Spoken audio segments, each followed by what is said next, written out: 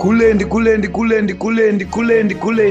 Muri yeZimbabwe ndadzoka zvekare, ndauya ndine nyaya yaJob Sikhala. Ndaona kuti vanhu vakawanda vari kuda kunyanyisa kundibvunza kuti panobudika here apa. Job Sikhala nyaya iyi anoibuda here? Vamwe vari kunyatsoti iwe shamwari hatisinyatsonzwisisa kuti chinyatsombori chii chakanyatsoitika, traya kunyatsoningina. But iko zvino zvirekedza ndinyatsokukuudzai kuti Job Sikhala nyaya yacho ichatongwa sei ende chii chakanyatsotora nzvimbo. According to ma-streets, munoziva kuti isusu tisu vanhu vanogara vakabata ma-streets, tinogara tiri muma-streets kunge ma-robots. Right, Job Sikhala paakabuda achitaura kuti iko zvino zvindabuda ndakadai so ndikumbenda nekuBotswana ndozodzoka ndodai so nekuSouth Africa. Pane munhu akataura pano achiyambira Job Sikhala panapa. That was 6 days ago achiti I hope everything goes well there for you. However, know that you have been followed by state agents there, CIO with recording devices, and they are tracking your every move. They fear that you are planning to upset the ZANU-PF government. 4 men are following you.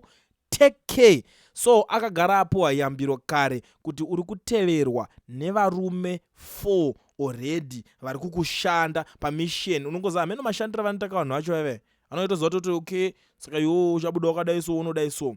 Saka chinhu chekuti changa chichibikwa kare, changa chakapinzwa mune zvakaita se zvakarongwa. But according to ZANU-PF itself, ZANU-PF patriots vari kubuda panapa vakomana vari kunyatsotaura kuti zvoni Job Sikhala arrest details. He claims he was promised cash.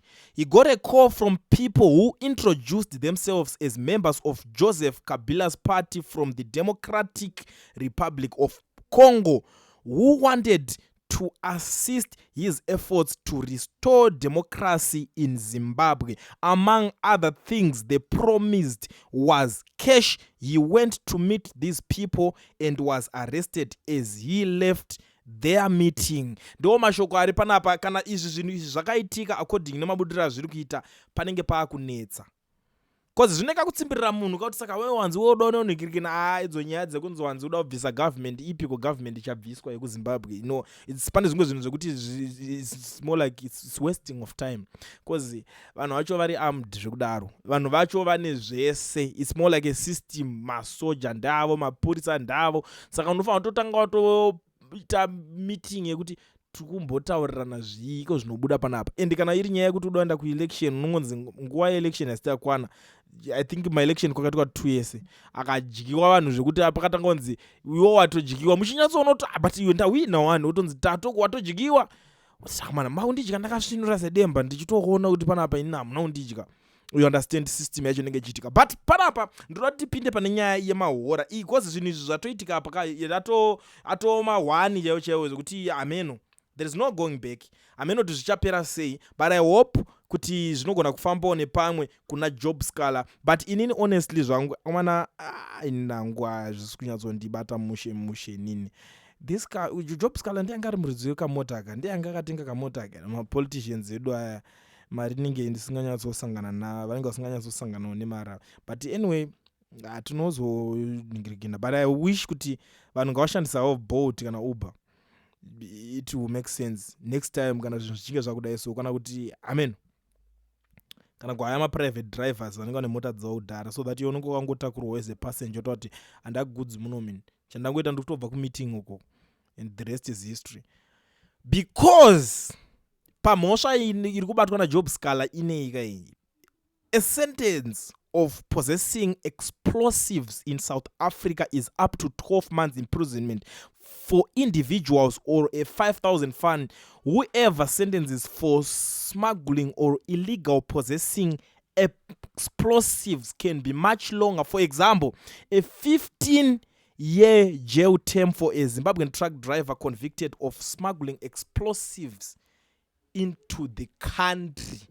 What I want about to but Job Sikhala is from Zimbabwe. He is not a South African. Maybe if you are in South Africa, you about to go on a show 5,000 fine, 12 months. Mukati kana usina 5,000. But panapa manje pakusmagula apo ukwanzwa smuggler, longer sentence are imposed for more serious offenses like smuggling, 15-year jail sentence. Saka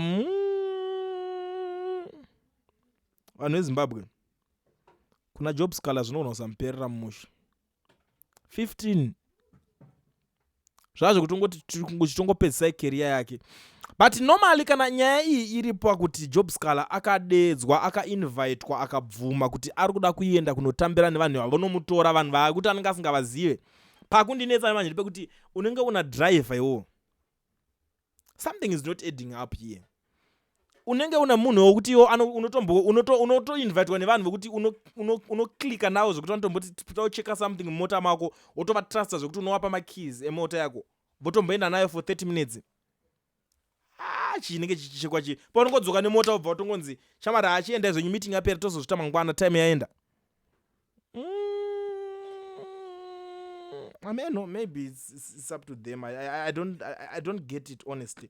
But normally zvazvinoita nyaya ikagadzirwa inenge ichichinja kuti istrategy inenge yabvira kure ichibikwa. Chakundirwadza ndechekuti sentence yacho inosvika up to 15 years inogona kusanganiswa nemunhu especially kana ndopinda because zvinhu izvi zvine dangers.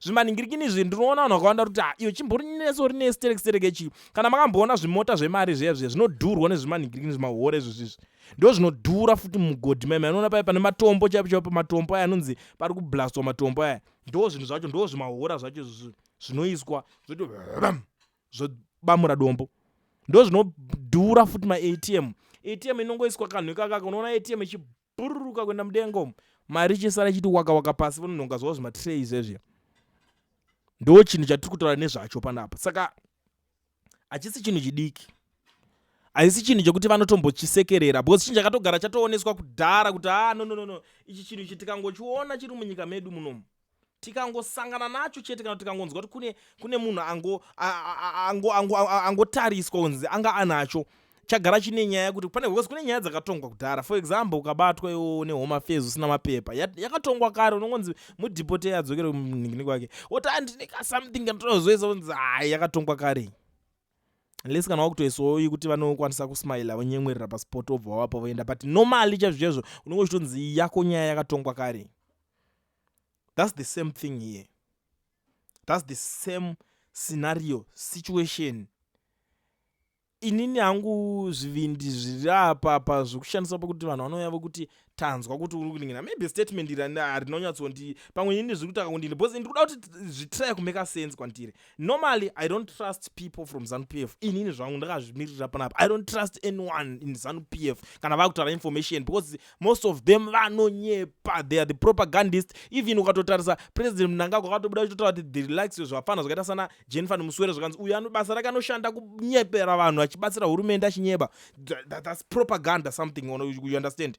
But munhu zvinhu zvokuti vakangotaurawo majokes but you know it's something, it's there, it's on internet, it's everywhere, it's on public domain. Saka ukangoona chinhu chese chakubuda nekumapages evanhu ivavo ziva kuti vanenge vachinyebera vanhu vachibatsira hurumende kuti itese inge chinhingirira zvinhu zvavo. But on this issue, on this scenario handisi kuona kubatsirika kuri kuita hurumende because panapa pari kunzi Job Sikhala arrest details. He claims he was promised cash. He got a call from people who introduced themselves as members of Joseph Kabila's party from the Democratic Republic of Congo who wanted to assist his efforts to restore democracy in Zimbabwe.